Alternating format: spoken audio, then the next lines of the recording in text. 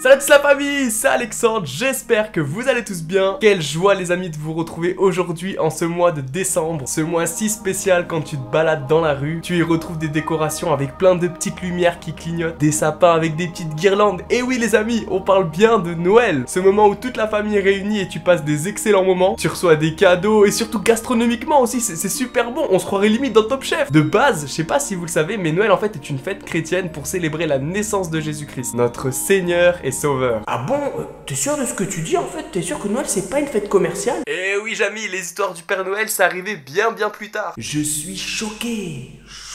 Bon, cessons de rigoler parce que ce n'est pas le thème de cette vidéo. Aujourd'hui, je voulais simplement répondre à cette question.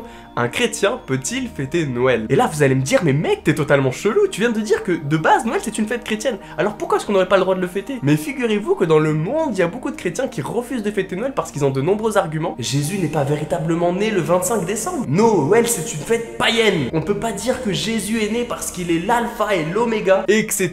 Je vous épargne les autres arguments. Pour ceux qui ne savent pas, en fait, le mot païen veut simplement dire quelqu'un qui ne croit pas en Dieu, parce que je risque de le dire beaucoup de fois dans cette vidéo. Comme pour beaucoup de sujets, il y en a qui sont pour, il y en a qui sont contre, ou bien il y a ceux qui s'en fichent tout simplement. Et si je fais cette vidéo aujourd'hui, c'est pas pour juger les personnes qui veulent pas fêter Noël, mais de simplement donner mon avis, et je respecterai totalement votre opinion. Par contre, j'en profite pour faire mon petit coup de gueule, quand je vois des frères et des sœurs chrétiennes qui vont te juger parce que tu fêtes Noël, là ça me touche en fait. Entre frères et sœurs, j'estime qu'on devrait se soutenir, parler avec amour et ne pas juger surtout. Pour commencer, j'aimerais qu'on voit ensemble la définition du mot Noël. Noël qui vient du latin natalis qui signifie natal ou naissance. Et de base, le 25 décembre, il y avait les païens qui célébraient une fête du nom de Sol Invictus qui veut dire en latin soleil invaincu. Cette date, elle était importante pour certains parce qu'elle était considérée comme la naissance du soleil. Les gens, ils célébraient cette fête parce que le soleil, en fait, il reprenait de la vigueur après avoir été à son plus bas le 21 décembre. Et là, il y en a qui vont être contents parce que je rejoins mes amis pour dire que cette fête-là, c'est une fête païenne. Mais les chrétiens, qu'on soit d'accord, ne célèbrent pas cette fête-là. Ils célèbrent la naissance du Christ qui a changé nos vies. En fait, les chrétiens, ils ont juste voulu fixer une date pour célébrer cette naissance. Alors, ils ont décidé de remplacer la fête païenne et d'associer la date du 25 décembre à Jésus. Ils ont compris quelque chose d'important, je dirais, que la naissance du Christ était la naissance du véritable soleil, que Jésus est la source de lumière dont le monde avait besoin et a toujours besoin en 2021. Les amis, on va se faire une petite lecture si vous me le permettez et on va revivre ensemble la naissance de Jésus-Christ.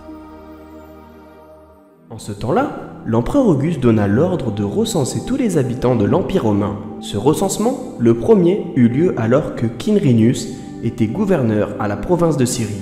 Tout le monde allait se faire enregistrer, chacun dans sa ville d'origine.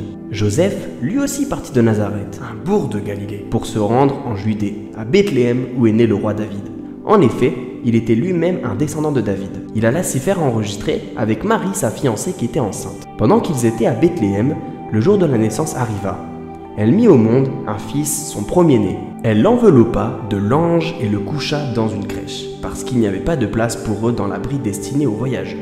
Dans cette même région, il y avait des bergers qui passaient la nuit dans les champs pour garder leurs troupeaux. Un ange du Seigneur leur apparut et la gloire du Seigneur les entoura de lumière. Ils eurent alors très peur, mais l'ange leur dit: « N'ayez pas peur, car je vous apporte une bonne nouvelle qui réjouira beaucoup tout le peuple. Cette nuit, dans la ville de David, est né pour vous un sauveur. C'est le Christ, le Seigneur. Et voici le signe qui vous le fera reconnaître. Vous trouverez un petit enfant enveloppé de langes et couché dans une crèche. » Tout à coup, il y eut avec l'ange une troupe nombreuse d'anges du ciel qui louaient Dieu en disant: « Gloire à Dieu dans les cieux très haut, et paix sur la terre pour ceux qu'il aime. » Lorsque les anges les eurent quittés pour retourner au ciel, les bergers se dirent les uns aux autres: « Allons donc jusqu'à Bethléem, il faut que nous voyions ce qui est arrivé, ce que le Seigneur nous a fait connaître. » Ils se dépêchèrent d'y aller et y trouvèrent Marie et Joseph et le petit enfant couché dans la crèche. Quand ils le virent, ils racontèrent ce que l'ange leur avait dit au sujet de ce petit enfant. Tous ceux qui entendirent, les bergers furent étonnés de ce qu'il leur disait. Quant à Marie, elle gardait tout cela dans sa mémoire et y réfléchissait profondément. Puis les bergers prirent le chemin du retour. Ils célébraient la grandeur de Dieu et le louaient pour tout ce qu'ils avaient entendu et vu,